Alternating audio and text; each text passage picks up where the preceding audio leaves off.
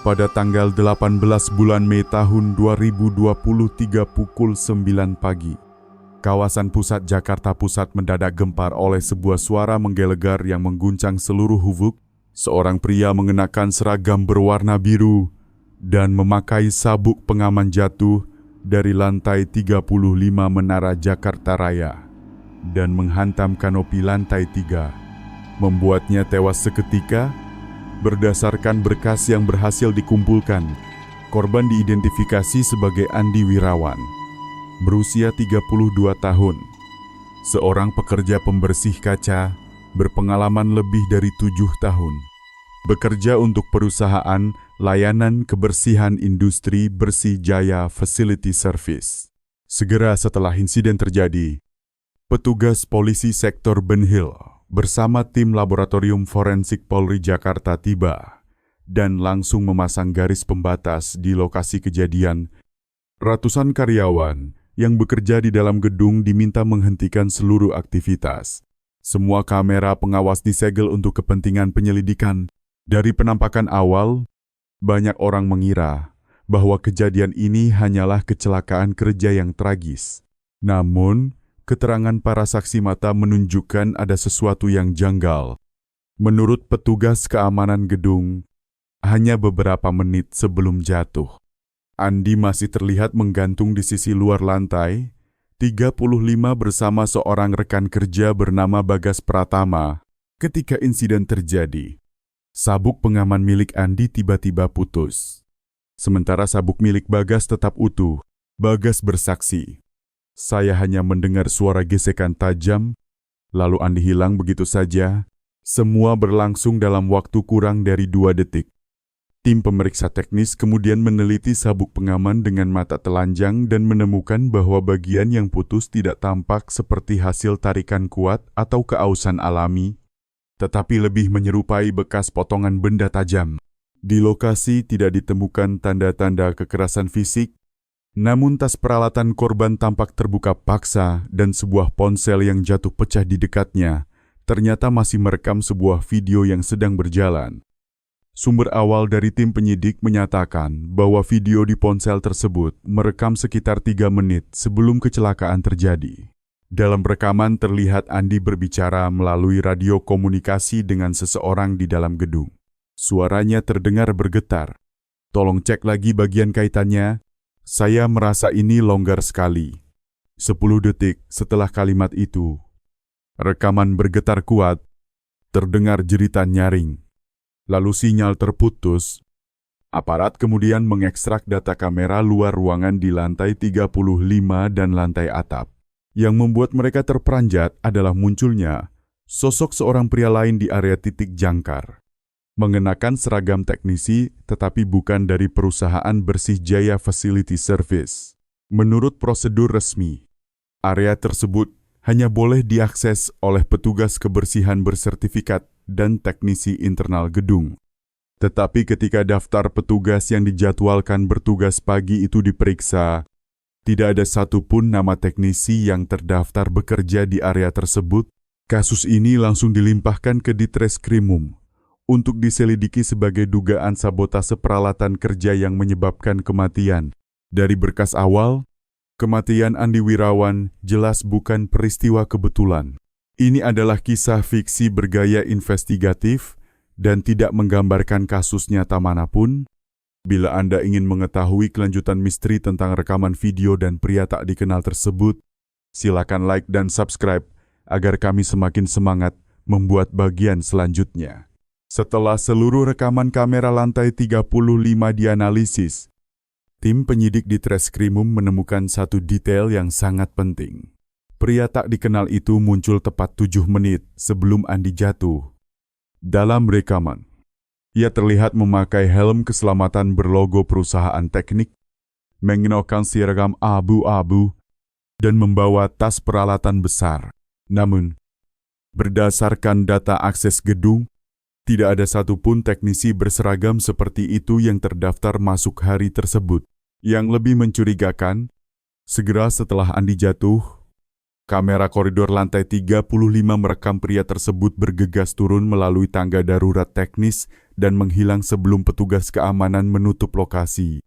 Data log pintu menunjukkan pintu tangga itu tidak pernah dibuka menggunakan kartu akses pegawai, sehingga mengindikasikan bahwa ia memiliki kunci mekanik pribadi. Tim forensik digital memperbesar wajahnya dari beberapa frame rekaman yang tersisa. Meski gambar sedikit buram akibat cahaya matahari, bentuk rahang dan garis hidungnya cukup jelas. Setelah dicocokkan melalui perangkat pengenal wajah, hasil awal menunjukkan kecocokan 86% dengan seseorang yang pernah bekerja di Bersih Jaya Facility Service, yaitu Rizky Darmawan, 34 tahun. Teknisi yang dipecat 6 bulan lalu karena melanggar prosedur keselamatan. Catatan kepegawaian menunjukkan bahwa Rizky pernah berselisih dengan Andi. Sumber internal menyebut bahwa sebelum dipecat, Rizky pernah mengancam Andi, "Kalau kamu campur urusan kontrak lagi, aku tunjukkan rasanya jatuh dari ketinggian." Ancaman itu tidak pernah dilaporkan secara resmi. Penyidik segera melakukan pencarian terhadap Rizky Darmawan. Ketika polisi mendatangi alamat tinggalnya di Jakarta Selatan, kamar kosnya terkunci rapat. Tetangga mengatakan, Rizky pergi 3 hari sebelumnya, sambil membawa seluruh barang-barangnya. Mengaku ada pekerjaan di Depok. Namun saat petugas memeriksa data tamu kos-kosan di wilayah tersebut, tidak ada satupun laporan atas nama Rizky Darmawan. Sementara pencarian berlangsung, tim forensik memeriksa sabuk pengaman yang putus. Di bawah mikroskop, serat yang terpotong menunjukkan bekas benda logam tajam dengan pola gerigi halus, mirip bilah pemotong industri untuk kabel baja. Yang lebih mengejutkan, dalam rekaman kamera, tas yang dibawa Rizky saat terlihat di lantai 35 berisi benda berbentuk silinder panjang mirip gagang pemotong kabel. Rekan-rekannya bersaksi bahwa Rizky sebelumnya bekerja di area titik jangkar atap dan sangat memahami struktur serta titik beban seluruh sistem. Salah satu teknisi berkata, dia hafal semua titik, bahkan sambil merem, dia pernah bilang, satu tebasan di tempat yang tepat. Tidak ada yang bisa selamat. Sore hari itu, hasil pemeriksaan ponsel Andi dikirim ke penyidik. Selain video sebelum jatuh, terdapat satu pesan yang belum sempat terkirim. Ditujukan kepada seseorang bernama H berbunyi, "Mas H, aku rasa ada yang sengaja merusak titik jangkar. Kabel ini kelihatan aneh. Bukan yang kita pakai kemarin." Pertanyaan muncul siapa H, dan mengapa Andi mencurigai sabotase sebelum mulai bekerja. Menurut arah penyelidikan baru, polisi memfokuskan perhatian pada kontrak pemeliharaan gedung, yang diduga terkait dengan motif di balik kematian pekerja kaca ini, berdasarkan dokumen yang diberikan pihak manajemen gedung. Kontrak pemeliharaan panel kaca, Menara Jakarta Raya, baru ditandatangani 3 bulan sebelum kejadian dengan Bersih Jaya Facility Service. Namun dalam berkas akuntansi, penyidik menemukan 2 penawaran tender serupa masuk pada periode yang hampir bersamaan, satu dari Bersih Jaya, satu dari Nusantara Technic Services, tempat Rizky bekerja setelah dipecat. Anehnya, penawaran dari Nusantara Teknik harganya 30% lebih rendah, tetapi ditolak karena tidak memenuhi standar keselamatan. Menurut seorang teknisi internal, keputusan penolakan itu tidak sepenuhnya sesederhana yang terlihat, sebab perwakilan teknis dari Bersih Jaya saat itu adalah Eko Saputra, nama yang sama dengan penerima pesan terakhir dari Andi ketika dipanggil untuk dimintai keterangan. Eko tampak tenang. Ia mengaku berada di lantai 10 pagi itu untuk mengecek peralatan dan tidak naik ke lantai 35.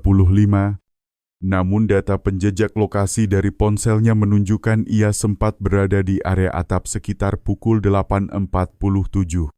Hanya 10 menit sebelum Andi jatuh. Ketika ditanya mengenai hal tersebut, Eko berdalih bahwa ponselnya berada di saku orang lain. Jawaban ini membuat penyidik semakin curiga. Lebih jauh lagi, rekaman radio internal yang merekam percakapan antara Andi dan seseorang di dalam gedung menunjukkan bahwa suara di ujung radio itu cocok dengan suara Eko. Meskipun durasinya kurang dari 15 detik, kalimat terakhirnya membuat semua yang mendengarnya merinding tenang saja. Sudah saya cek, tali itu kuat sekali. Hasil uji laboratorium terhadap tali jangkar menunjukkan bahwa material yang digunakan berbeda dari standar bersih jaya dan bagian ujungnya menggunakan baja dari Nusantara Technic Services. Kedua perusahaan membeli bahan dari distributor yang sama. Tetapi satu batch barang yang diterima Bersih Jaya hari itu tidak ditemukan dalam faktur resmi. Ketika tim investigasi keuangan masuk, mereka menemukan email internal antara Eko dan sebuah alamat anonim berjudul Kesepakatan Selesai. Tinggal sedikit penyesuaian. Isinya terenkripsi. Namun jejak server menunjukkan pengirim menggunakan jaringan yang sama dari kantor Nusantara Teknik. Dari sini, sebuah dugaan muncul seseorang di Bersih Jaya, kemungkinan bekerja sama dengan Nusantara Teknik untuk merekayasa kecelakaan kerja demi menjatuhkan reputasi perusahaan dan memaksa pemutusan kontrak. Membuka jalan bagi Nusantara Teknik untuk kembali menang tender. Lalu, mengapa korbannya harus Andi, seorang pekerja kaca biasa? Ketika data internal ditelusuri ulang, penyidik menemukan bahwa Andi adalah orang pertama yang melaporkan pelanggaran mengenai pergantian sabuk pengaman dengan bahan murah tanpa sertifikasi. 5 hari sebelum kematiannya, laporan itu diterima langsung oleh Eko Saputra. Ketika ditanya mengenai laporan tersebut, Eko hanya diam. Ia meminta penundaan pemeriksaan karena alasan kesehatan. Namun sore hari itu ia menghilang dari tempat tinggalnya, meninggalkan ponsel yang sudah dimatikan dan sebuah amplop berisi uang tunai di laci meja kerjanya. Di dalam amplop tertulis 3 kata dengan pulpen, "Aku tidak sengaja." Tak lama kemudian, polisi menetapkan status pencarian darurat di seluruh kota. Mereka menduga Eko berusaha menghubungi Rizky Darmawan, entah sebagai kaki tangan atau orang yang ia sewa untuk melakukan sabotase. Lebih mengejutkan lagi, seorang saksi baru muncul, mengaku melihat Eko dan Rizky bertemu di sebuah warung kopi di Depok 2 hari sebelum kecelakaan. Mereka terlihat tegang, seperti berdebat soal harga dan risiko, kata saksi. Penyidik segera mengumpulkan rekaman CCTV sekitar lokasi warung tersebut. Dalam salah satu frame, tampak jelas tangan Eko menyodorkan sebuah amplop kepada Rizky. 2 hari setelah rekaman itu diperoleh, tim khusus memburu Rizky dari Jakarta menuju Depok. Pada pagi tanggal 22 bulan Mei tahun 2023, sebuah sumber memberi informasi bahwa Rizky menyewa kamar kos dekat kawasan industri Cikarang, memakai nama samaran Leming. Ketika kamar itu dibuka paksa, bau busuk menyengat memenuhi ruangan. Di dalamnya, polisi menemukan sesosok mayat pria yang sudah membusuk, tergantung dengan kabel baja jenis kabel yang biasa, dipakai para pekerja pembersih kaca gedung tinggi. Di dekat tubuh itu, tergeletak secari kertas dengan tulisan goyah berisi beberapa kalimat, "Aku menyesal. Semuanya salahku. Tidak ada seorang pun yang harus dipersalahkan selain aku." Begitulah kalimat yang terkoret dengan tergesa pada lembar kertas itu, ditutup dengan tanda tangan Rizky Darmawan di bagian bawah. Namun, pemeriksaan sidik jari pada kertas tersebut menunjukkan ketidaksesuaian. Kecocokannya hanya mencapai 58%, tidak cukup kuat untuk memastikan bahwa tulisan itu benar-benar dibuat oleh Rizky. Analisis forensik juga mengungkap bahwa waktu kematian korban terjadi sekitar 48 jam setelah insiden jatuhnya korban pertama, tepat dengan saat Rizky dilaporkan meninggalkan Jakarta. Hal yang membuat para penyelidik semakin ragu adalah adanya bekas lebam melingkar di pergelangan tangan jenazah, menandakan kemungkinan ia pernah diborgol atau ditahan sebelum digantung. sehingga kecil kemungkinan itu merupakan tindakan bunuh diri. Tim laboratorium forensik kemudian menemukan sebuah USB kecil tersembunyi di bawah bantal. Berisi satu-satunya berkas.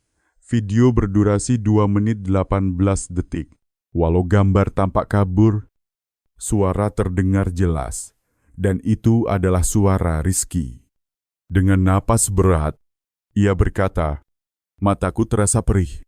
Aku tidak ingin terlibat lebih jauh, aku hanya mengikuti perintah. Mereka bilang cuma perlu membuat kecelakaan kecil untuk menakut-nakuti. Tidak kusangka semua jadi seperti ini. Kalau sesuatu terjadi, carilah Eko. Dia tahu semuanya." Video itu berakhir dengan suara ketukan pintu keras dan teriakan seseorang. Buka cepat lalu rekaman terputus. Pemeriksaan metadata mengungkap bahwa video tersebut direkam pada malam tanggal 20 bulan Mei. Tepat 5 jam sebelum Rizky ditemukan tewas. Pada rentang waktu yang sama, sebuah kamera lalu lintas menangkap sosok pria bermotor, mengenakan helm gelap, meninggalkan sebuah pasar kecil dan mengarah ke Jakarta. Nomor kendaraan yang tertangkap cocok dengan motor milik Eko Saputra. Pagi hari tanggal 24, satuan unit khusus menggerebek sebuah rumah di Bekasi. Tempat Eko diduga bersembunyi. Namun saat pintu dibuka paksa, rumah itu kosong. Di atas meja kayu tergeletak sebuah surat ketik yang ditata rapi. Ditemani amplop berisi uang tunai sebesar 60 juta rupiah. Tulisan dalam surat itu berbunyi, "Aku tidak ingin hidup lagi. Semua ini adalah kesalahanku. Maafkan keluarga Andi. Aku pergi untuk menebus semuanya." Namun penyidik segera menemukan banyak kejanggalan. Surat itu dicetak, tetapi di rumah itu tidak ada komputer maupun printer. Selain itu, jejak sidik jari di kertas menunjukkan bercak darah dengan golongan B. Sedangkan Eko memiliki golongan darah O. Tim forensik memastikan tidak ada tanda biologis apapun yang menunjukkan Eko pernah tinggal di sana. Pintu utama tidak mengalami kerusakan, tetapi lubang kunci telah diganti seluruhnya. Memperjelas bahwa tempat itu sengaja disetting menjadi lokasi palsu guna mengelabui penyelidikan. Pada saat yang sama, data perbankan milik Eko menunjukkan transaksi mencurigakan transfer senilai 180 juta rupiah ke rekening seorang perempuan bernama Maya Lestari, 27 tahun. Staf akuntansi Nusantara Teknik Services, dan transaksi itu terjadi hanya 3 jam setelah Andi jatuh. Ketika dimintai keterangan, Maya bersikeras bahwa uang tersebut hanyalah titipan dari seorang teman lama dan ia tidak mengetahui apapun tentang perkara itu. Namun riwayat panggilan telepon di ponselnya menghubungkannya dengan beberapa nomor prabayar yang terdaftar di Malaysia, diduga bagian dari jaringan pencucian uang lintas negara. Dari sini, penyidik mulai menyimpulkan bahwa insiden tersebut tidak sekadar perselisihan pribadi atau kompetisi tender, melainkan ujung dari jaringan besar, penyembunyian penyimpangan finansial pada kontrak pemeliharaan gedung-gedung tinggi, kematian Andi, Rizky, serta hilangnya Eko hanyalah bagian dari permukaan masalah. Pada titik ini, penyidik Ardi Nugraha, orang yang menangani langsung berkas kasus, menerima sebuah panggilan anonim tepat tengah malam. Suara pria berat berbicara cepat. "Kalau kau ingin tahu kebenaran, periksa kamera di lantai atap, tapi jangan percaya siapapun di dalam gedung ini." Keesokan paginya, tim teknis diperintahkan membuka kembali seluruh sistem kamera di area titik jangkar atap. Hanya beberapa menit berselang, sebuah rekaman tersembunyi yang tersimpan jauh di dalam sistem muncul ke layar. Dalam frame terakhir sebelum Andi jatuh, terlihat jelas sebuah tangan mengenakan sarung tangan sedang memotong tali pengaman dengan alat pemotong khusus. Pada pergelangan tangan orang itu tampak sebuah jam tangan berlapis emas model eksklusif yang hanya dipakai oleh jajaran manajemen Puncak Menara Jakarta Raya. Sore hari tanggal 25 bulan Mei tahun 2023. Rekaman itu diputar di hadapan seluruh tim penyelidikan di kantor Ditreskrimum Jakarta. Tidak ada satupun yang bersuara. Gambar yang ditampilkan terlalu jelas hingga membuat semua terdiam. Tangan bersarung itu terlihat memotong tali keselamatan milik Andi, dan di pergelangan kirinya, jam emas merek Patek Philippe berkilau terkena cahaya matahari. Ardi memerintahkan teknisi memperbesar setiap frame, tim mencocokkan bentuk tali, desain jam, dan retakan kecil pada posisi 6 jam. Hasilnya hanya ada satu orang di seluruh gedung yang memakai jam model tersebut, Fajar Prasetyo, 46 tahun, Wakil Direktur Operasional Menara Jakarta Raya. Fajar adalah pihak yang memiliki otoritas tertinggi dalam menyetujui seluruh kontrak perawatan gedung, termasuk kontrak dengan Bersijaya Facility Service. Saat dipanggil untuk dimintai keterangan, Fajar tampak kooperatif namun tetap bersikeras. Saya tidak ada hubungannya dengan kejadian itu. Saya berada di ruang rapat sepanjang pagi, ada setidaknya 5 saksi. Namun ketika tim memeriksa jejak lokasi ponselnya, perangkat milik Fajar memang terdeteksi di lantai 5 selama pagi itu. Akan tetapi, rekaman kamera koridor menunjukkan hal yang berbeda. Fajar terlihat membawa 2 ponsel. Salah satunya memiliki kode email yang cocok dengan perangkat yang mengakses penyimpanan internal tempat rekaman tersembunyi disimpan. Penelusuran lebih jauh menunjukkan bahwa log akses menuju lantai atap telah diubah, dan waktu akses sengaja dihapus menyisakan 1 jejak saja pada pukul 8:46. Bersamaan dengan waktu ketika Andi sedang bersiap memasang tali pengaman, kode akses yang digunakan saat itu adalah STMA Code 9. Kode yang dialokasikan khusus untuk Divisi Keselamatan Teknis Gedung. Ketika diperiksa, kode ini ternyata terdaftar atas nama Eko Saputra. Namun statusnya baru diperpanjang 2 minggu sebelum insiden. Dengan persetujuan langsung dari Fajar, Ardi segera menyadari bahwa ini adalah titik kunci. Eko tidak mungkin keluar masuk area atap tanpa izin dari Fajar. Artinya, pemberian akses resmi itu membuka jalan bagi rekayasa tragedi yang disusun dengan sangat rapi. Saat penyidik keuangan menelusuri aliran dana, mereka menemukan rangkaian transaksi berputar melalui 3 perusahaan cangkang. Salah satunya, Nusantara Technic Services. Total dana yang mengalir lebih dari 12 miliar rupiah berasal dari anggaran pemeliharaan Menara Jakarta Raya. Semuanya disamarkan melalui faktur perbaikan panel kaca yang pada kenyataannya tidak pernah dilakukan. Seluruh faktur itu ditandatangani oleh Fajar. Ketika waktu transaksi dibandingkan, banyak dana keluar hanya beberapa hari setelah Rizky dipecat dari Bersijaya. Semua ini menguatkan dugaan bahwa Rizky adalah orang yang disewa untuk sabotase. Sementara Eko menjadi eksekutor di atap dan seluruh operasi berada di bawah arahan Fajar yang ingin menutup penyimpangan anggaran sekaligus menyalahkan kontrak. Tim memutuskan memasang alat pelacak GPS pada kendaraan Fajar secara rahasia. Dalam waktu 24 jam, sinyal menunjukkan gerakan mencurigakan Fajar mengemudi meninggalkan pusat Jakarta menuju Cilincing, ke arah gudang penyimpanan peralatan teknis lama milik Menara Jakarta Raya. Tim bayangan mengikuti dari jarak aman.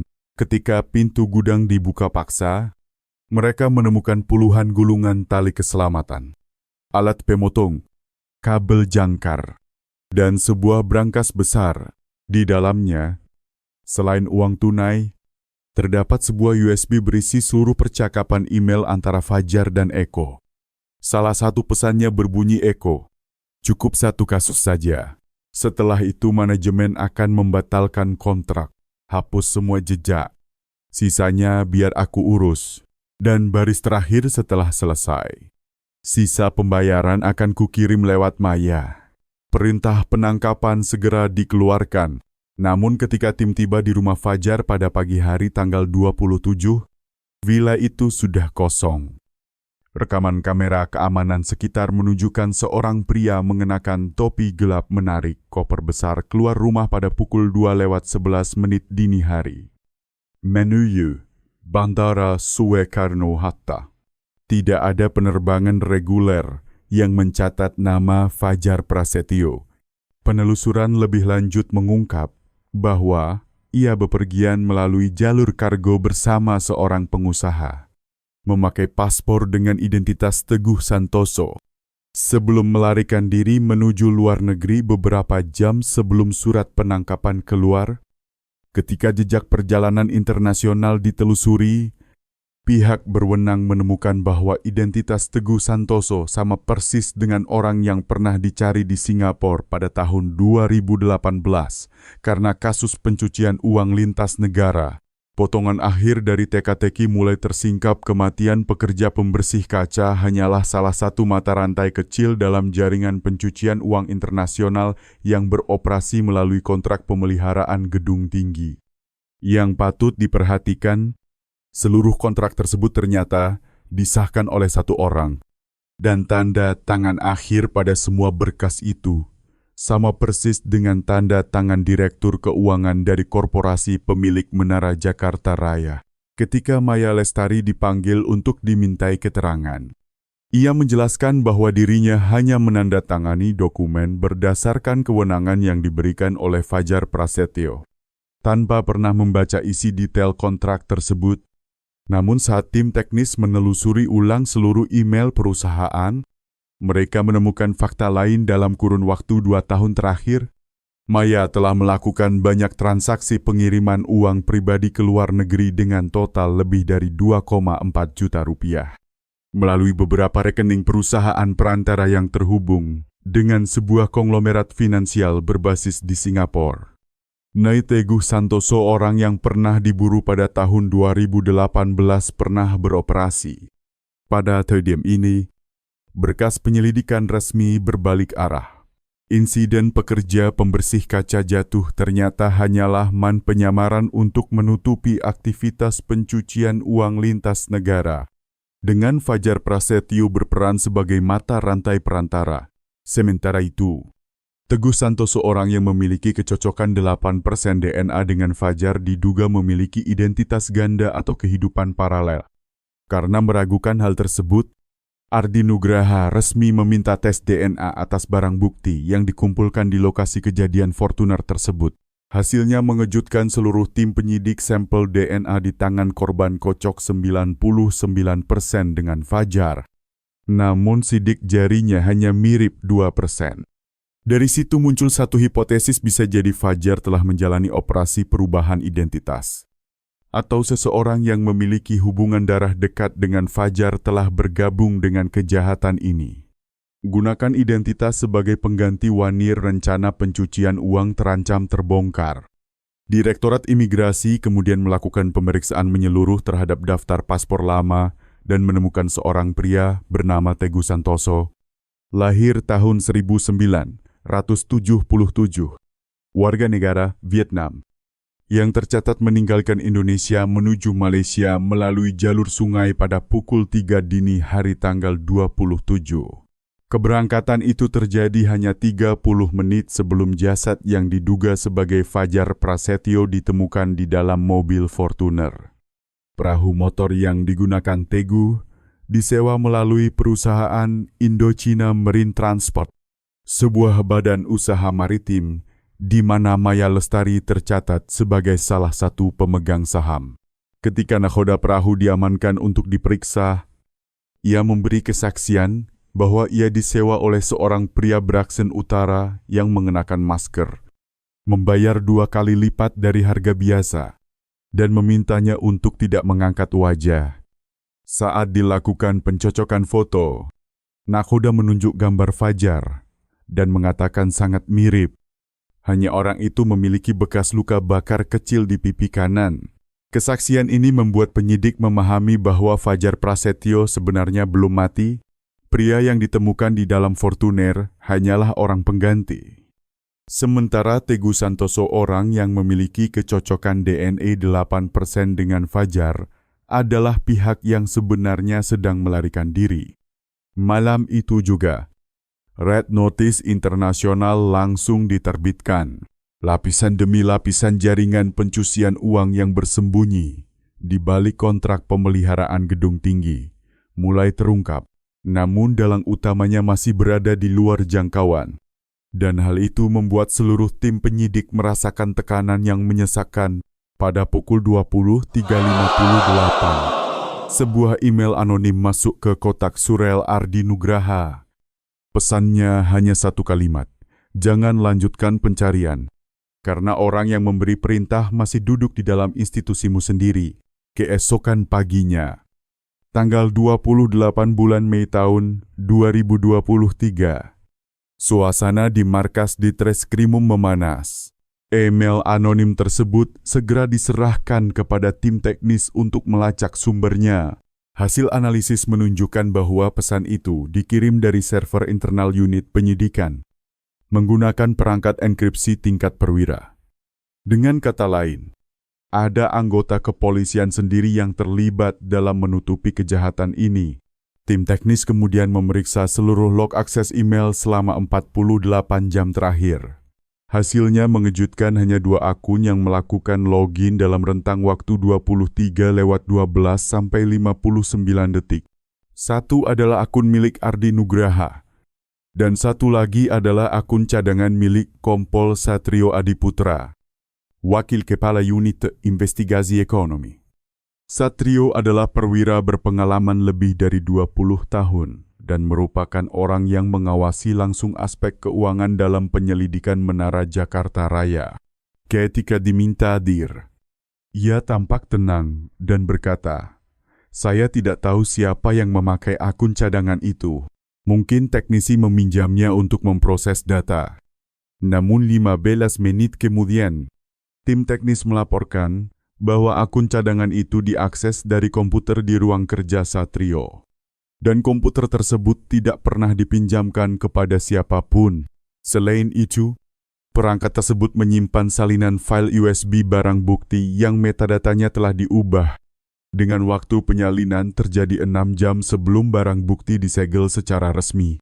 Ardi menyadari bahwa kebocoran informasi yang membuat Fajar melarikan diri berasal dari dalam institusi. Perintah penggeledahan segera dikeluarkan. Dalam laci berkas milik Satrio, tim menemukan sebuah buku catatan berisi kode-kode tulisan tangan, serta beberapa amplop berisi uang tunai yang disegel. Beberapa amplop diberi inisial M dan Heng. Jumlah uang yang ditemukan mencapai 2,13 miliar rupiah. Serta sebuah kartu bank internasional yang dibuka di Singapura. Ketika diminta memberikan klarifikasi, Satrio hanya terdiam. Ia meminta izin mengambil air minum dan masuk ke ruangannya selama beberapa menit. Namun setelah itu menghilang.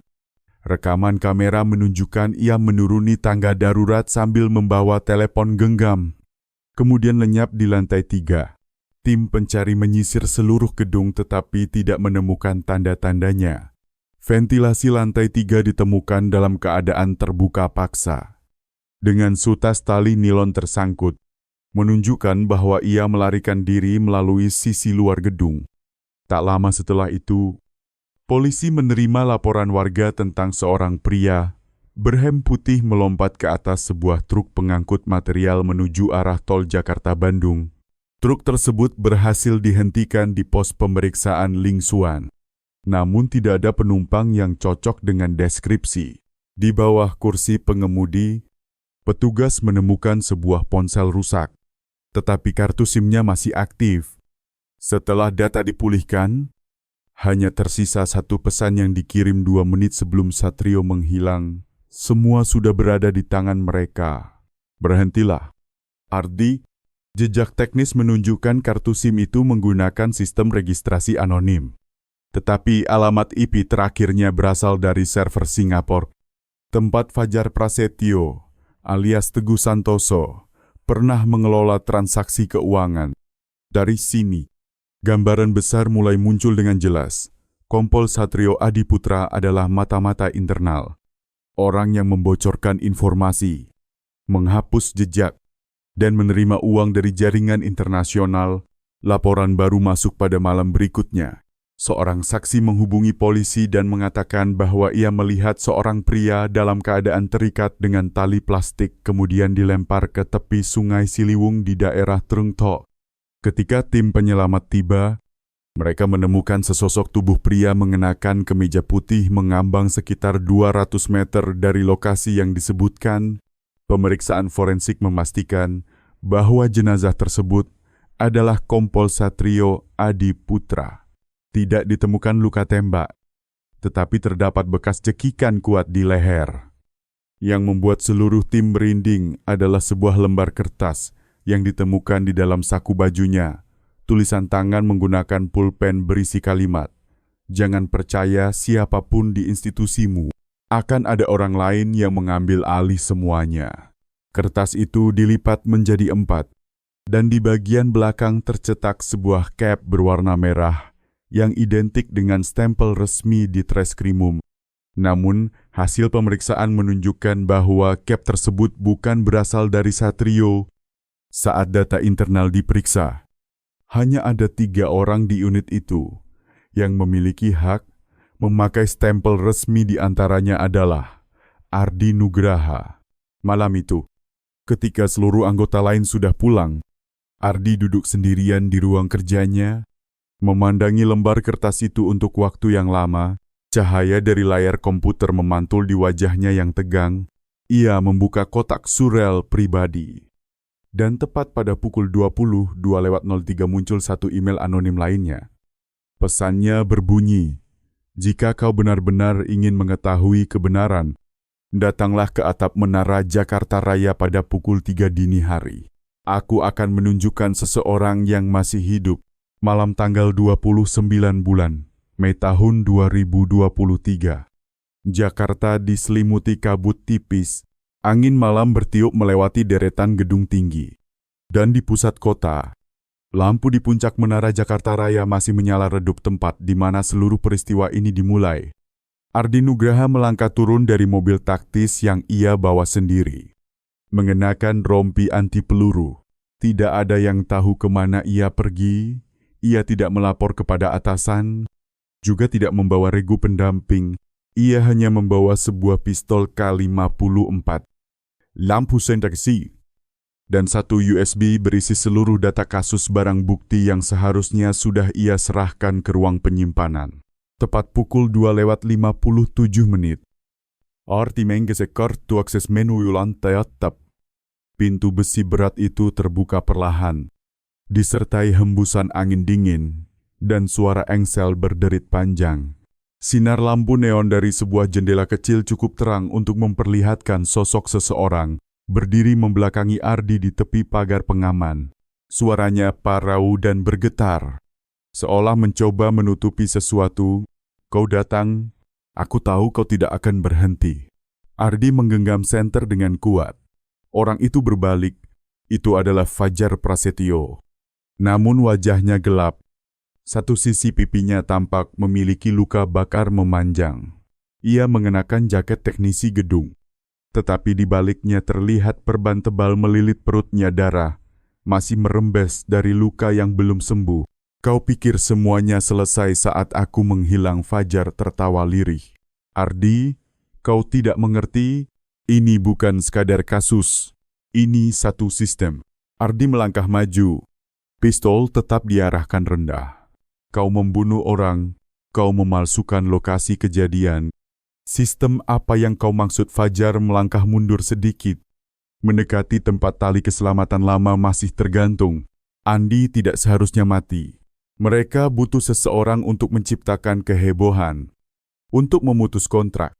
Aku hanya menjalankan perintah. Yang memberi perintah masih berada di institusimu sendiri." Ardi menatap tajam. Siapa Fajar tidak menjawab. Ia merogoh saku jaketnya dan melempar sebuah USB kecil ke arah Ardi. "Di dalam itu ada rekaman suaraku dan orang itu. Dengarkan, dan kau akan tahu." Sebelum Ardi sempat bereaksi, suara pintu atap terbuka keras. Cahaya lampu sorot menerjang mereka. Disertai teriakan polisi, "Turunkan senjata!" Ardi menoleh. Itu adalah Letnan 2 Dimas Aji Wibowo. Rekan setimnya, orang yang dulu bertugas mengamankan TKP pada hari pertama insiden. Dimas mengarahkan pistol tepat ke arah mereka. "Ardi, kau membantu buronan melarikan diri. Letakkan senjatamu sekarang. Fajar mundur lagi, hampir menyentuh pagar pembatas. Sambil tertawa pelan, lihat aku sudah bilang. Orang itu ada di tengah-tengah kalian. Belum sempat ia menyelesaikan kalimat. Sebuah tembakan menggema, disusul suara logam jatuh beradu sangat keras. Fajar terhuyung. Pistol kecilnya terlepas dari genggaman. Darah mengalir dari dadanya. Memersik ke lantai beton. Ardi kaget dan berlari ke arahnya, tetapi Dimas berteriak, "Jangan mendekat." Ardi menyadari sesuatu peluru yang mengenai Fajar berasal dari arah Dimas. Bukan dari dirinya. "Dimas, apa yang kau lakukan?" Dimas mundur perlahan. Wajahnya dingin. "Kau tidak mengerti. Semuanya sudah diputuskan. Bukti yang kau pegang akan lenyap. Sama seperti orang-orang lain yang membongkar ini, dalam detik yang sama. Meski sekarat." Fajar meraih pistol cadangan di dekat kakinya dan menembak ke arah Dimas. Peluru hanya menggores bahu Dimas, membuat lampu sorot yang ia pegang terjatuh. Kegelapan menelan seluruh atap, terdengar suara tembakan, enggin, dan langkah kaki berkejaran. Ketika cahaya kembali menyala, di sana hanya ada jasad Fajar Prasetyo tergeletak tanpa bergerak. Pistolnya berada 2 meter dari tubuhnya, sementara Dimas Aji Wibowo telah menghilang. Unit teknis tiba 8 menit kemudian. Seluruh lantai atap langsung disegel. Di tangan Ardi Nugraha, USB kecil yang dilemparkan Fajar Prasetyo sebelum kematiannya masih tergenggam erat. Ketika ia membawanya ke ruang analisis, teknisi forensik berhasil membuka satu-satunya berkas di dalamnya, sebuah rekaman suara berdurasi 27 detik. Suara pertama yang terdengar adalah seseorang berbisik cepat. "Jangan biarkan mereka tahu. Kau mengerti? Kan, jika Ardi menggali lebih dalam, seluruh ruangan ini akan mati." "Diam, itu perintah." Analisis suara mengonfirmasi hal yang mengejutkan. Rekaman itu identik dengan suara Kompol Satrio Adiputra. Orang yang seluruh tim percaya sudah meninggal 3 hari sebelumnya. Artinya hanya ada high kemungkinan Satrio belum mati. Atau seseorang sedang mengendalikan seluruh permainan dari balik bayangan dengan menggunakan identitasnya. 1 hari setelah insiden kacau di atap Menara Jakarta Raya, Ardi resmi dinonaktifkan dari tugas, menunggu pemeriksaan internal. Alasan yang tertulis dalam keputusan melakukan kontak langsung dengan tersangka dan melepaskan tembakan tanpa izin di lokasi kejadian yang sedang disegel. Namun Ardi tahu alasan itu hanyalah kedok. Ada seseorang di dalam institusi yang ingin membuangnya hoi penyelidikan.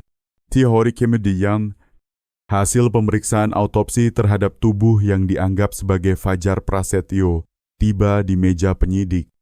Peluru yang menembus dada ditembakkan dari jarak kurang dari 2 meter.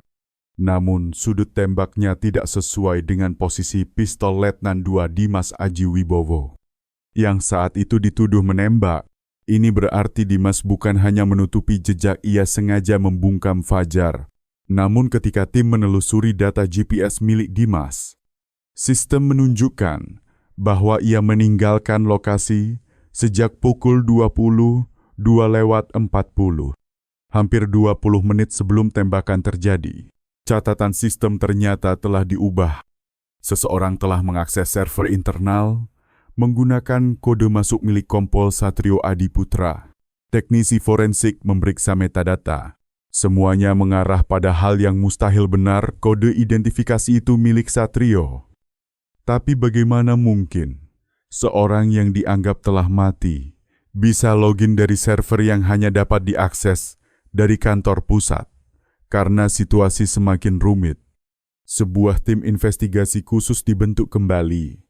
Kali ini dipimpin oleh Kolonel Anwar Wijaya, seorang perwira terkenal keras, disiplin, dan sangat tertutup.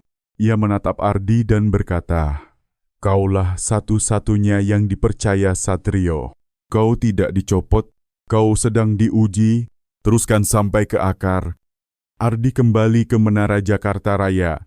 Membawa USB berisi rekaman 27 detik itu, saat teknisi membandingkan pola frekuensi audio, mereka menemukan bahwa suara latar belakang bukan berasal dari ruang rapat manapun, ada dengung mesin pendingin industri, dan gaung klakson kendaraan samar-samar.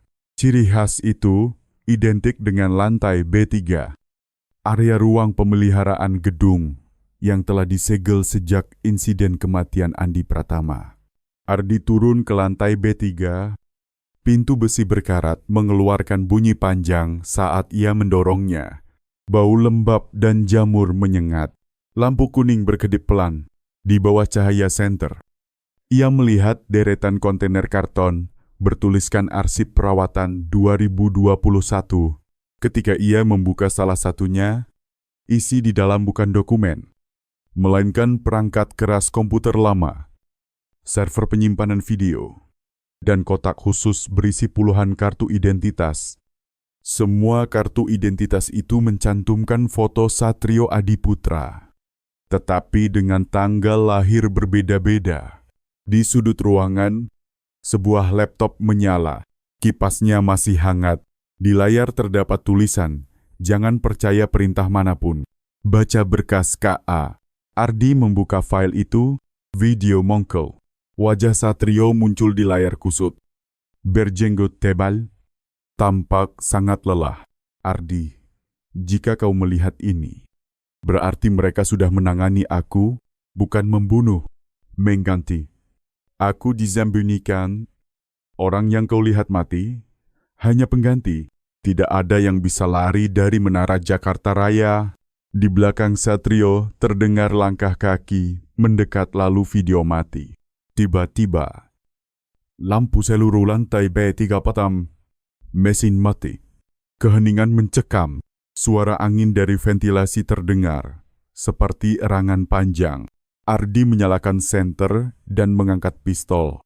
Sebuah bayangan melintas cepat di ujung lorong seorang pria berjaket putih berlumur darah.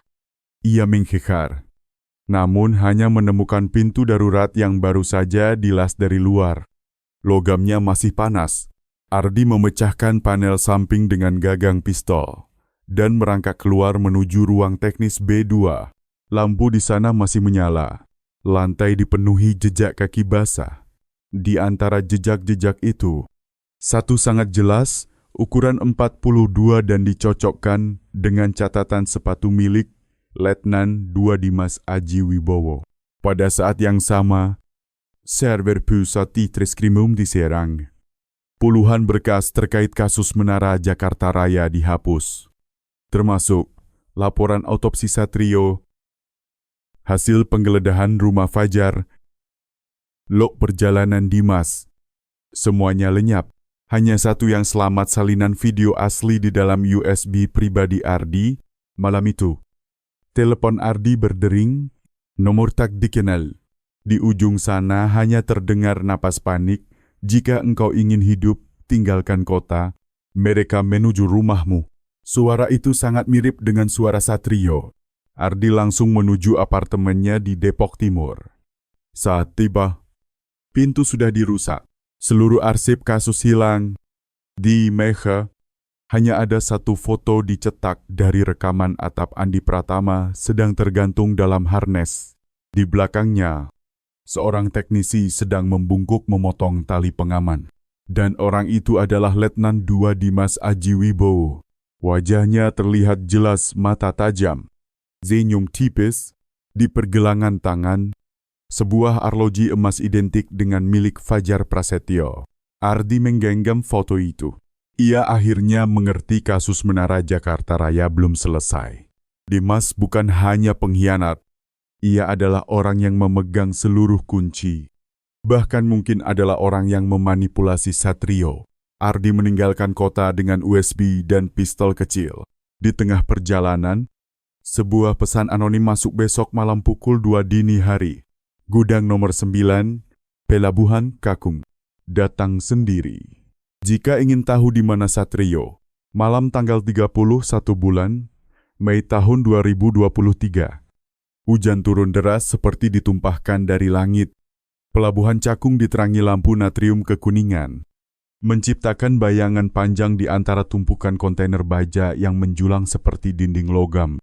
Pukul 1:57, Ardi Nugraha menonaktifkan seluruh sinyal GPS dan mengenakan headset internal. Ia melangkah masuk ke gudang nomor 9.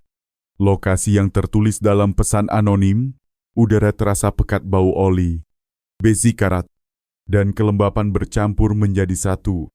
Di antara barisan kontainer, sebuah lampu senter berkedip, memantulkan tulisan di sisi peti kemas besar. Masuk jika ingin melihat kebenaran. Ardi mengangkat pistol dan mendekat perlahan. Ketika pintu kontainer dibuka, cahaya kamera kilat memancar. Di dalamnya, seorang pria terikat, mulutnya dilakban, wajahnya lebam parah. Itu adalah Satrio Adiputra. Ia masih hidup. Mata Satrio membelalak ketika melihat Ardi. Ia mencoba menggeleng, menunjuk ke arah belakang kontainer memberi peringatan. Namun sebelum Ardi sempat melepas lakban, terdengar dentuman logam keras dari luar, pintu kontainer tertutup dan terkunci rapat. Ardi menghantam pintu berulang kali. Namun jembok, bahkan terlalu kuat. Detik berikutnya, suara dari speaker gudang bergema terdistorsi oleh perangkat peredam suara Ardi. Engkau memang lebih pintar dari yang mereka kira, tapi cukup sampai di sini. Jangan coba menyelamatkan orang yang telah menjual semua rekannya. Itu adalah suara Letnan II Dimas Aji Wibowo. Suaranya rendah, dingin. Satrio seharusnya mati malam itu, tapi mereka butuh dia tetap hidup untuk membuka semua berkas. Sekarang tidak lagi. Kau bisa memilih selamat atau mati bersamanya. Kemudian terdengar suara klik logam. Asap tipis mulai merayap masuk dari celah lantai. Gas kloroform, jenis yang bekerja sangat cepat. Ardi merobek lakban dari mulut Satrio dan menyeretnya ke belakang kontainer. Ada jalan keluar. Satrio terbatuk-batuk, berbisik di lantai. Ventilasi, tapi harus cepat. Ardi menemukan sebuah panel kecil di lantai baja. Ia mencabut baut menggunakan pisau lipat. Asap semakin tebal. Dengan kekuatan terakhir, mereka merangkak masuk ke lorong sempit di bawah lantai sekitar 10 meter panjangnya. Lorong itu berakhir pada jaring baja tebal. Namun dari luar tampak cahaya lampu kendaraan. Sebuah mobil pikap hitam berhenti tepat di samping kontainer. Satrio berbisik di telinga Ardi dengan suara hampir hilang. Dimas bekerja untuk mereka. Tapi orang yang memberi perintah bukan dia. Orang itu, orang yang kau laporkan setiap hari sejak awal penyelidikan. Kalimat itu belum selesai. Ledakan besar mengguncang gudang. Kontainer nomor 9 terlempar. Logamnya melengkung. Ledakan itu menghancurkan jaring baja, mendorong tubuh Ardi dan Satrio keluar tepat saat kobaran api membesar. Keduanya terseret ke tanah berpasir, berguling di antara serpihan logam panas. Dari arah lain, 3 pria bersenjata muncul berompi anti peluru. Senjata mereka terangkat. Memimpin di depan adalah Dimas Aji Wibowo. Ardi, letakkan senjatamu. Semuanya sudah selesai. Ardi menjawab dengan satu tembakan peringatan. Pelurunya menggores kaki Dimas, membuatnya tersentak. Situasi menjadi kacau. Dalam keributan itu, Satrio kehilangan keseimbangan dan jatuh ke tanah. Di tangannya, ia menggenggam sepotong USB patah. Ia berteriak, pegang ini, nama orang itu ada di dalamnya tepat saat ia mengangkat tangannya. Sebuah peluru menembus kepala Satrio dari arah berlawanan, bukan dari senjata Dimas. Ardi melihat kilatan api dari balik tumpukan kontainer sekitar 40 meter jauhnya, seorang penembak runduk. Ardi berguling, mengangkat pistol, dan menembak balik. Satu peluru tepat mengenai kaki sang penembak, membuatnya jatuh dan terdiam. Dimas memberi isyarat mundur. Dengan wajah penuh kemarahan, ia meludah ke tanah. Kau seharusnya tidak datang ke sini, Ardi. Kemudian mereka menghilang dalam kabut asap dan api yang terus membesar. Ketika pemadam kebakaran tiba, gudang nomor 9 hanya menyisakan rangkap baja hangus. Tidak ada jenazah Satrio. Kontainer nomor 9 hilang ditelan ledakan. Yang tersisa hanyalah kawah api besar dan USB patah yang masih berada di tangan Ardi. USB itu diperiksa di laboratorium. Fragmen data yang tersisa hanya memuat satu berkas teks. Berjudul Tower saat dibuka, hanya ada satu kalimat Omega mengeluarkan perintah melalui kode 127B. Ardi tertegun. Kode 127B adalah kode arsip pribadi Kolonel Anwar Wijaya. Orang yang 2 hari sebelumnya memberikan tugas khusus padanya. Malam itu, Ardi tidak kembali ke rumah. Ia menghapus seluruh rekaman lokasi ponselnya dan meninggalkan kota. Pada catatan pribadinya, ia menulis, "Jika suatu hari aku menghilang, ingatlah kasus Menara Jakarta Raya tidak pernah menjadi kecelakaan." Sebuah berita pendek muncul di media seorang perwira polisi diduga hilang ketika menyelidiki kasus pencucian uang terkait gedung tinggi di Jakarta. Tidak ada AI yang menyebut nama Ardi, tidak ada AI yang menyebut Menara Jakarta Raya. Kasus itu dinyatakan ditangguhkan, namun di mod ruangan tertutup milik sebuah instansi pemerintah. Seorang pria berjam tangan emas sedang memutar rekaman video insiden di atap gedung. Ia tersenyum tipis. Omega selesai. Kasus Menara Jakarta Raya resmi ditutup. Seluruh dokumen asli, barang bukti, dan kesaksian disimpan dalam arsip A47. Disegel dengan cap rahasia negara. Di surat kabar, hanya satu baris kalimat dingin diterbitkan insiden kerja. Penyebab belum dapat dipastikan. Tetapi dalam kalangan penyidik, semua orang tahu perkara itu sama sekali belum berakhir. Pada pertengahan bulan September tahun 2023, sebuah fax tanpa identitas muncul di markas Ditreskrimum. Jika ingin tahu siapa Omega, lihat kembali kasus jatuhnya lift di Surabaya tahun 2021. Kasus itu menewaskan 3 teknisi saat melakukan perawatan di gedung Diamond Bay Tower. Dan kebetulan, perusahaan yang menangani pemeliharaan lift itu adalah Namarta Services. Perusahaan yang sebelumnya terlibat dalam skandal Menara Jakarta Raya. Lebih mengejutkan lagi, kontrak itu ditandatangani oleh Kolonel Anwar Wijaya, yang pada tahun itu menjabat sebagai Kepala Divisi Audit Konstruksi pada Badan Keamanan Ekonomi. Tim khusus diam-diam menelusuri kembali aliran dana. Dalam kurun 3 tahun, setidaknya 17 kontrak pemeliharaan gedung tinggi di Jakarta, Bandung, Surabaya, Makassar. Semuanya melewati perusahaan cangkang bernama Vimala Holding yang dimiliki oleh keluarga Anwar Wijaya. Total nilai lebih dari 480 miliar rupiah. Sebagian dana dialihkan ke rekening luar negeri bernama OM12, singkatan dari Omega Management. Pada waktu yang sama, kepolisian Singapura mengirimkan nota diplomatik rekening OM12 pernah digunakan untuk membeli saham sebuah perusahaan teknologi AI, perusahaan yang memproduksi perangkat pengawasan dan manipulasi kamera. Artinya, sistem kamera Menara Jakarta Raya telah dimanipulasi sejak awal. Ketika dipanggil untuk diperiksa, Kolonel Anwar tetap tenang. Ia hanya berkata, "Saya hanya mengikuti prosedur.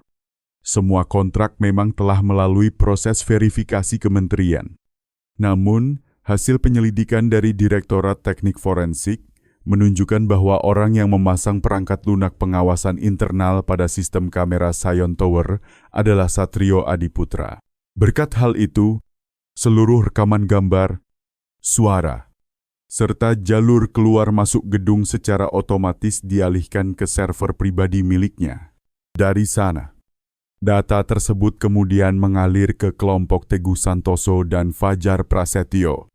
Ketika ditanya mengenai Ardi Nugraha, ia hanya menjawab, dia tahu terlalu banyak. Siapapun yang tahu, terlalu banyak tidak bisa dibiarkan hidup dalam sistem ini. Ungkapan itu sempat terekam. Namun file rekaman tersebut menghilang hanya dalam 12 jam sebelum berkas diserahkan ke kejaksaan. Pada malam yang sama, Satrio meninggalkan tempat tinggalnya, menyisakan sepucuk surat pendek di meja. Isinya tidak ada yang benar-benar tak bersalah. Aku hanya membersihkan apa yang diminta sistem. Polisi menerbitkan surat perintah pencarian internasional. 3 hari kemudian, sebuah jasad ditemukan mengambang di sungai Jakarta. Hangus hingga tak dapat dikenali. Di kantong bajunya terdapat kartu identitas polisi atas nama Satrio Adiputra. Forensik menunjukkan tubuh itu dibakar menggunakan bensin industri. Namun kecocokan DNA hanya mencapai 85%. Direktorat Investigasi menyimpulkan kemungkinan besar itu adalah orang lain. 1 minggu setelah itu, email internal kementerian mendapat pesan anonim dari alamat omegaville@protonmail.com. Terima kasih sudah mengakhiri ini. Tapi kalian lupa, file terakhir belum dihapus. Zion Tower hanyalah permulaan. Terlampir sebuah video berdurasi 45 detik. Rekaman dimulai dari sudut kamera lantai atap Zion Tower. Tepat di lokasi Andi Wirawan pernah terjatuh. Kali ini terlihat 3 orang Andi Wirawan, Eko Saputra, dan seorang pria lain mengenakan pakaian pelindung. Wajah tertutup rapat. Pria itu mendekat, menarik tali, lalu menengadah ke arah kamera. Dalam sekejap, pantulan cahaya memperlihatkan jelas lencana kepolisian di dada kirinya. Ketika gambar diperbesar, tim analisis melihat nomor di bawah lencana itu, 2027B, nomor identitas pribadi milik Satrio Adiputra. Seluruh ruangan mendadak hening. Kasus ditutup dengan satu berkas resmi berisi 1 kalimat. Tidak ada kesimpulan penyelidikan karena seluruh data telah terhapus dari sistem. Namun, di sebuah kafe kecil di pinggiran Rani, seorang pelayan menerima sebuah paket tanpa nama pengirim. Di dalamnya terdapat sebuah USB bertuliskan Ford. File di dalamnya berisi catatan harian terakhir, ditandai tanggal 3,7. Tepat hari Ardi Nugraha menghilang. Sekarang aku paham kenapa Andi mati. Bukan karena seseorang memotong talinya, tapi karena seluruh sistem memutuskan untuk menjatuhkannya. Jika aku juga hilang, carilah di gedung-gedung tertinggi di mana setiap kaca memantulkan bukan hanya langit, tapi juga wajah-wajah yang telah dihapus. 3 bulan setelah kasus Zion Tower resmi ditutup, pada suatu pagi berkabut di Rani, kafe kecil itu kembali menjadi pusat perhatian. Pemiliknya, Rani, membawa USB bertuliskan huruf F ke kantor polisi sektor setempat. Ia berkata paket itu diletakkan di depan pintu kafenya saat fajar. Tidak ada yang tahu siapa pengirimnya. Satu-satunya petunjuk hanyalah bayangan seseorang bermantel dan memakai topi, mengendarai motor tanpa plat nomor. Ketika tim teknis membuka USB tersebut, mereka menemukan tidak hanya catatan harian, tetapi juga sebuah folder bernama Road SG Tower. Di dalamnya terdapat ratusan file gambar, dokumen akuntansi, serta satu video berdurasi 4 menit 36 detik. Adegan dibuka di lantai bawah, tanah B3 Zion Tower, tempat Ardi Nugraha sebelumnya menemukan ruangan rahasia. Kamera bergerak melewati deretan server, menampilkan layar dengan baris perintah bertuliskan Access Granted Admin Omega. Lalu terdengar langkah sepatu menghentak lantai semen. Suara seorang pria bergema pelan, segala sesuatu berada dalam kendali. Tidak ada yang bisa keluar dari pengawasan kami. Kamera menengadah. Wajah Satrio Adiputra tampak jelas dingin, tajam, tanpa ekspresi. Dari balik bayangan, seorang pria lain melangkah maju, setengah wajahnya tertutup gelap. Itu adalah Dimas Aji Wibowo. Data Andi, Eko, dan Fajar sudah dihapus total. Lapor Dimas. Suaranya rendah.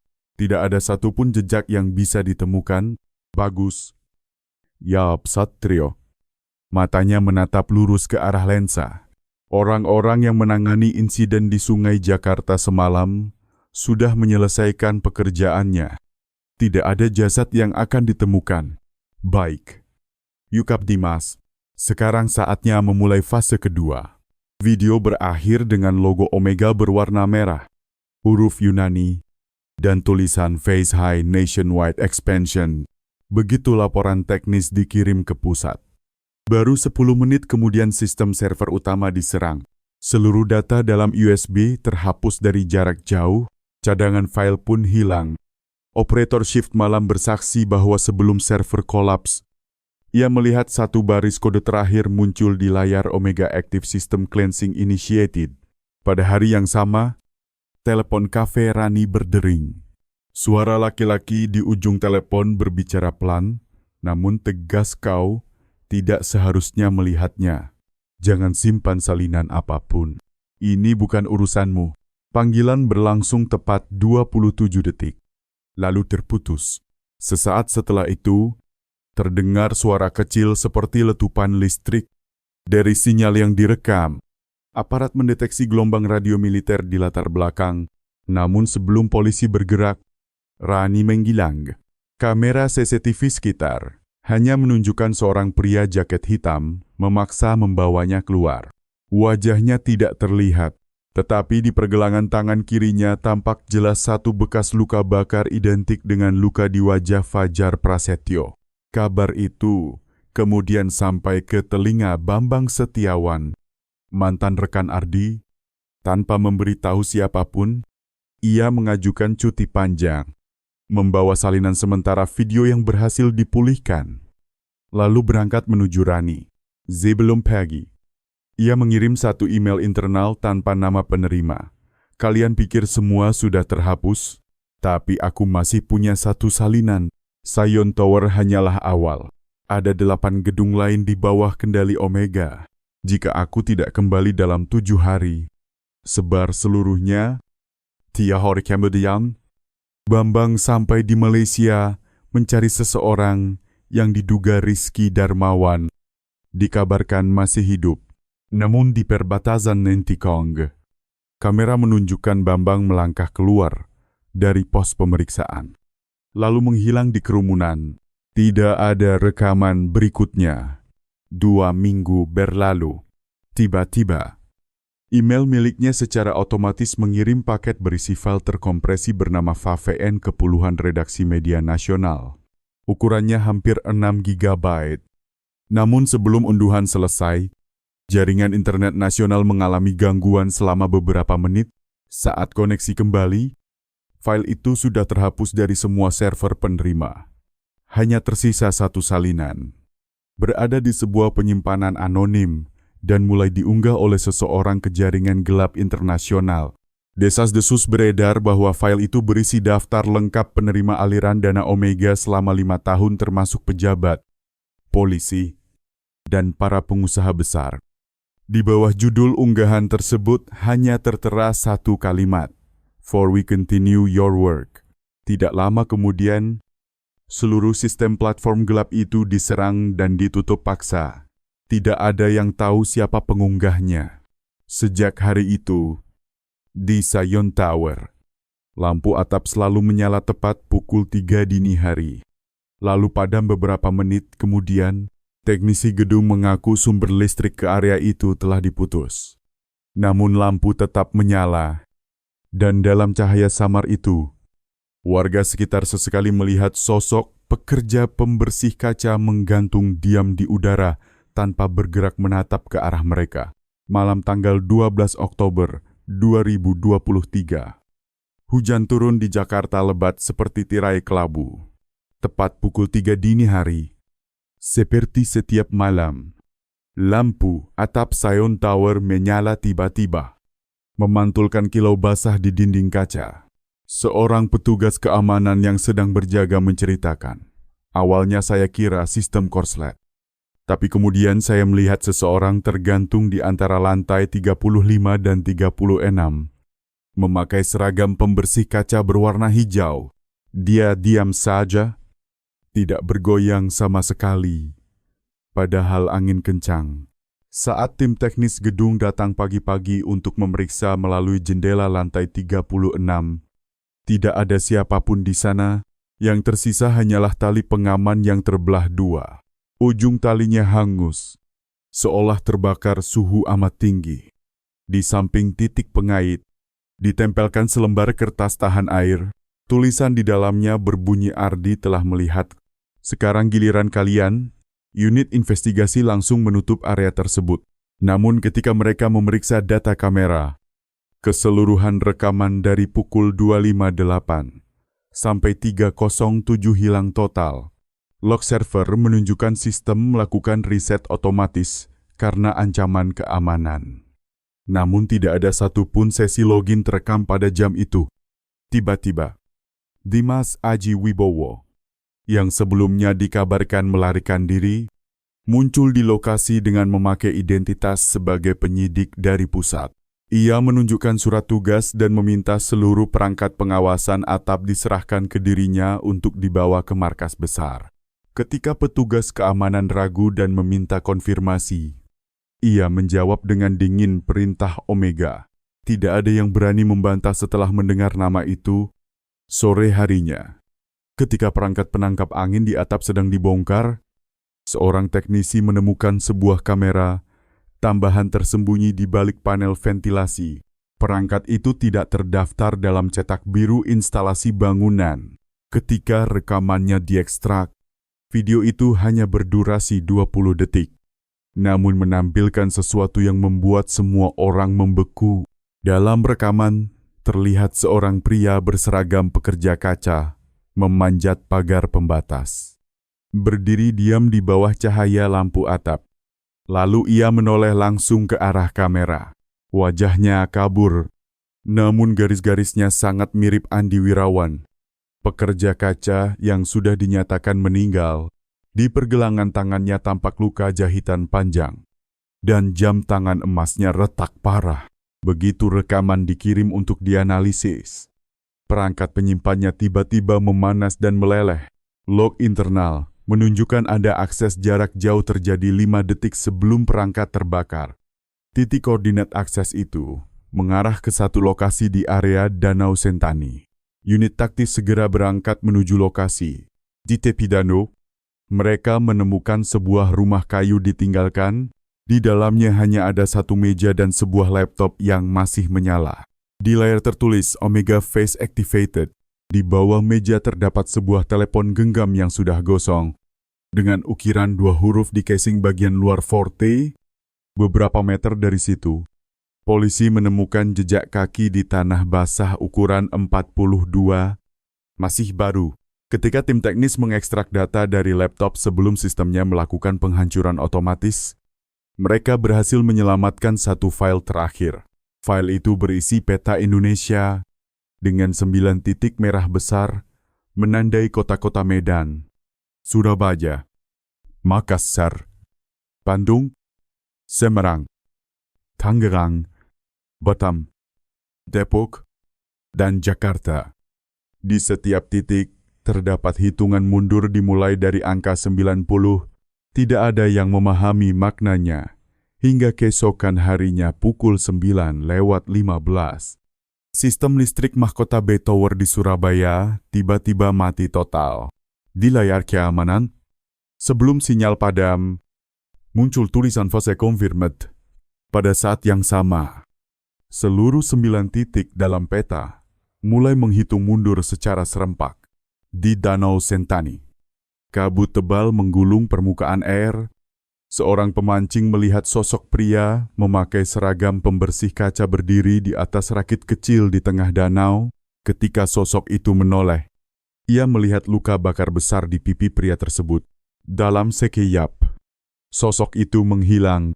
Kabar tentang kerusakan teknis serentak di 9 gedung tidak pernah masuk berita. Tapi para teknisi perawatan gedung tinggi mulai mengirim pesan satu sama lain, memperingatkan pukul 3 pagi. Kalau lampu atap menyala, jangan menengadah. Pagi tanggal 18 Oktober 2023, Sistem Pengawasan Nasional mendeteksi 9 gedung pencakar langit di seluruh Indonesia kehilangan sinyal keamanan pada waktu yang sama, tepat pukul 3. Setiap kamera atap di 9 gedung itu menyala otomatis dan menangkap gambar identik seorang pria berseragam pembersih kaca hijau berdiri di pagar atap menatap lurus ke lensa kamera. 9 lokasi berbeda, satu sosok yang sama. Hasil pengenalan wajah muncul serempak di pusat kendali Match Found ID Ardi Nugraha. Pada saat yang sama, di server internal Kementerian, sebuah email otomatis masuk ke kotak pos level tertinggi, dikirim oleh Unknown Omega System. Judulnya, Final Cycle Reset Indonesia Network. Isi pesannya hanya beberapa kalimat, tidak ada kecelakaan. Yang ada hanyalah proses penyucian. Omega bukan organisasi, Omega adalah siklus. Ketika sistem menyingkirkan orang-orang yang mengira mereka masih memegang kendali. Beberapa detik setelah email terbuka, seluruh server keamanan nasional melakukan riset dalam 15 detik.